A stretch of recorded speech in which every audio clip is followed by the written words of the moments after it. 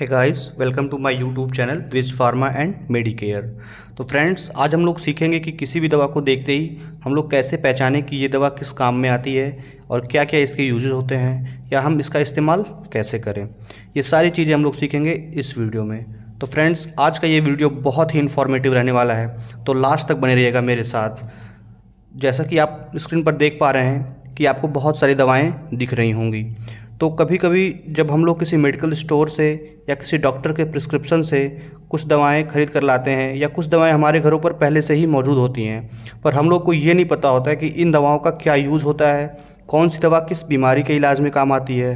तो आज हम लोग सीखेंगे कि इन सब दवाओं को देखकर, इनका नाम देखकर हम कैसे ये पहचान पाएँ कि कौन सी दवा किस काम में आती है, कौन सी दवा सिर दर्द की है, पेट दर्द की है, या कौन सी दवा गैस की है, बुखार की है या ब्लड प्रेशर की है। तो वीडियो स्टार्ट करने से पहले इसको पहचानने के लिए मैं आपको दो वर्ड बताता हूँ, जिसमें सबसे पहला है सफिक्स। सफिक्स एक ऐसा ग्रुप ऑफ लेटर होता है जो किसी भी वर्ड के लास्ट में ऐड होता है और एक उसके मीनिंग में पॉजिटिव इम्पैक्ट देता है। एग्जाम्पल के लिए मैं बता दूँ, पेनफुल, कलरफुल एंड चेयरफुल। आप देखेंगे तो इन तीनों वर्ड के लास्ट में आपको फुल सफिक्स दिख जाएगा।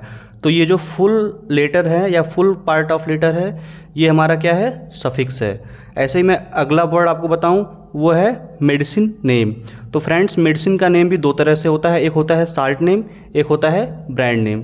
तो जो साल्ट नेम होता है वो हमारा हमेशा सेम रहता है, रिमेन कांस्टेंट रहता है, और जो हमारा ब्रांड नेम होता है वो चेंज हो जाता है। अलग अलग कंपनी अपने अकॉर्डिंग अपने ब्रांड्स का नेम रखती है। जैसे एग्जांपल के लिए मैं बता दूंगा आपको, कॉलपॉल, डोलो एंड पैरासीटामॉल। तो आप देखेंगे इन तीनों में, कॉलपॉल, डोलो और पैरासीटामॉल, तीनों में साल्ट नेम तो पैरासीटामॉल ही रहेगा, पर इनका ब्रांड नेम चेंज हो गया है, लेकिन साल्ट नेम इनका रिमेन सेम रहेगा।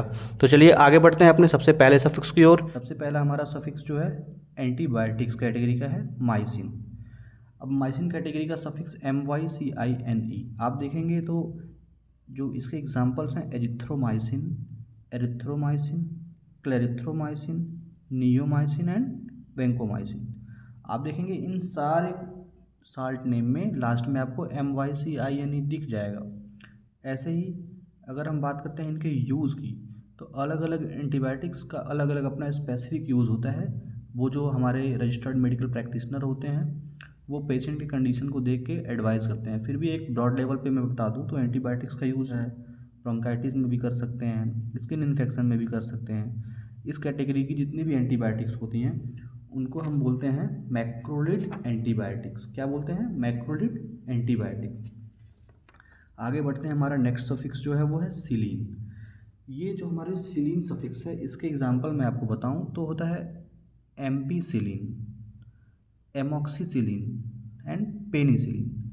ये सारे साल्ट के नेम के लास्ट में आप देखेंगे तो सिलीन सिलीन सिलीन आपको एक कॉमन सफिक्स दिख जाएगा, जिसका कैटेगरी होता है पेनिसिलिन। ये पेनिसिलिन कैटेगरी की एंटीबायोटिक्स होती हैं। इनका बेसिकली यूज अगर किसी को ओटाइटिस हो जाए या लंग में इन्फेक्शन हो जाए, यूरिनरी ट्रैक इन्फेक्शन हो जाए, इन सब चीज़ों में किया जाता है। और इनकी डोज जो होती है वो कंडीशन पर डिपेंड करती है कि कितना सीरियसनेस है पेशेंट की कंडीशन में, उसके हिसाब से। अगर नॉर्मल पेशेंट है तो BD यूज़ करते हैं, अगर बहुत ज़्यादा कंडीशन सीवियर हो तो हम लोग TDS भी यूज़ करते हैं। अब बात करते हैं हमारे नेक्स्ट सफिक्स की, जो होता है फ्लॉक्सासिन। फ्लॉक्सासिन सफिक्स भी एक एंटीबायोटिक कैटेगरी का ही है। इसके एग्जांपल्स मैं बताऊँ आपको तो ओफ्लॉक्सासिन, लीवोफ्लॉक्सासिन, सिप्रोफ्लॉक्सासिन, बेसिलोफ्लॉक्सासिन, सिफ्लोफ्लॉक्सासिन। ये सारे एग्जाम्पल जो हमारे हैं फ्लॉक्सासिन सफिक्स के हैं, और ये सारी दवाएं जो हैं एंटीबायोटिक कैटेगरी की ही हैं। इनका भी उपयोग बेसिकली हम लोग डायरिया में करते हैं, टाइफाइड में करते हैं, लंग इन्फेक्शन में करते हैं। ये सारी जो भी दवाएं हैं इनका उपयोग हमें खुद से कभी नहीं करना है, ना ही हमें किसी को खुद से यूट्यूब देख के या कोई भी ऐसा वीडियो देख के सलाह देना है कि आप इस मेडिसिन का यूज़ करिए। हमेशा ध्यान रहे कि ये सारी एंटीबायोटिक्स हम बिना किसी रजिस्टर्ड मेडिकल प्रैक्टिशनर के एडवाइस के कभी यूज़ नहीं करें। अब बात करते हैं हमारी अगली जो सफिक्स है, प्राजोल। प्राजोल, जैसा कि साथियों आप लोग देख सकते हैं यहाँ पे ओमिप्राजोल, पेंटाप्राजोल, रेबिप्राजोल, इसोमिप्राजोल, इन सब के लास्ट में आपको प्राजोल सफिक्स वर्ड दिख जाएगा। और ये जो हमारे ड्रग्स हैं ये एंटी अल्सर कैटेगरी के ड्रग्स हैं, जो हमें एसिडिटी में या गैस की प्रॉब्लम हो रही है, किसी को हार्ट बर्न हो गया है या किसी को पेट में अल्सर हो गया, इन सब के ट्रीटमेंट में हमें फ़ायदा करते हैं। अब बात करते हैं हमारे अगली जो हमारी कैटेगरी है सफिक्स की, वो है फिनैक। इसके एग्जांपल मैं आपको बताऊं तो होता है एसिक्लोफिनैक, डाइक्लोफिनैक, ब्रोमोफिनैक, नेपाफिनैक। ये सारी हमारी नेसेट कैटेगरी की ड्रग्स होती हैं। अब मैं आपको बता दूं Knesset category means non steroidal anti inflammatory drugs. तो इनका जो बेसिक यूज़ होता है कि ये पेन में यूज़ होती हैं, फीवर में यूज़ होती हैं, या इन्फ्लेमेशन किसी को हो गया है उसमें भी यूज़ होती हैं, हेडेक में यूज़ होती हैं। ये दवाएं आपको मतलब प्लेन सिंगल सॉल्ट में भी मिलती हैं और कॉम्बिनेशन में भी मिलती हैं। तो अगर बेहतर रिस्पॉन्स चाहिए होता है तो कॉम्बिनेशन में यूज़ करते हैं हम, जैसे एसाइक्लोफिनैक पैरासीटामॉल का कॉम्बिनेशन आता है, डाइक्लोफिनैक पैरासीटामॉल का कॉम्बिनेशन आता है। इसी तरह से ये दवाएं सिंगल फॉर्म में भी आती हैं और कॉम्बिनेशन के फॉर्म में भी आती हैं। वो डिपेंड करता है कि हमारी कंडीशन कैसी है, उसके हिसाब से हम उनका यूज़ करते हैं। अब बात करते हैं हमारे अगले सफिक्स की, तो वो है ओ लॉल। जितने भी साल्ट के लास्ट में आपको ओ लॉल देखने को मिले, जैसे एटिनोलॉल, मेटोप्रोलॉल, नैडोलॉल, प्रोप्रेनोलॉल, कॉर्वेडिलॉल, जिनके लास्ट में ओ लॉल दिखे आपको सफिक्स, ये सारे ड्रग्स एंटी हाइपरटेंसिव कैटेगरी के होते हैं। किस कैटेगरी के होते हैं? एंटी हाइपरटेंसिव कैटेगरी के होते हैं। अब मैं आपको बता दूं एंटी हाइपरटेंसिव क्या होता है। Anti means against, hypertension means blood pressure, मतलब हाई ब्लड प्रेशर के जो अगेंस्ट हो, मतलब जो बढ़े हुए ब्लड प्रेशर को रिड्यूस कर दे, कम कर दे। इन दवाओं का उपयोग ब्लड प्रेशर को रिड्यूस करने में किया जा सकता है। जैसे किसी को हार्ट अटैक आ गया हो, या ब्लड प्रेशर बढ़ गया तो स्ट्रोक आ गया हो, किसी को ब्रेन हेमरेज हो गया हो, एक्यूट चेस्ट पेन हो रहा है, इन सारे कंडीशन में हम लोग ब्लड प्रेशर को रिड्यूस किया जाता है और ये दवाएं बहुत ही बेहतर साबित होती हैं। ये दवाएं हमारी बीटा ब्लॉकर कैटेगरी की होती हैं। खैर हमें इनके मैकेनिज्म ऑफ एक्शन को नहीं जानना है, हमें बस इतना ही जानना है कि इनका यूज़ क्या होता है, इनको हम कैसे पहचानें। अब बात करते हैं हमारे अगले सफिक्स की, तो ये भी हमारी एंटी हाइपरटेंसिव कैटेगरी का ही है। इसमें बात करते हैं जो सफिक्स है सार्टेन। इसके एग्जांपल में अगर आपको बताऊं तो टेल्मी सार्टेन, लो सार्टेन, ओल्मी सार्टेन, वेल सार्टेन। इन सारे साल्ट के लास्ट में आपको सार्टेन सफिक्स दिख जाएगा। ये सारे एंटी हाइपरटेंसिव कैटेगरी के ड्रग्स होते हैं, ब्लड प्रेशर को कम करने में हेल्प करते हैं, एक्यूट चेस्ट पेन हो रहा है उसके ट्रीटमेंट में हेल्प करते हैं, किसी को स्ट्रोक आया उसमें हेल्प करते हैं।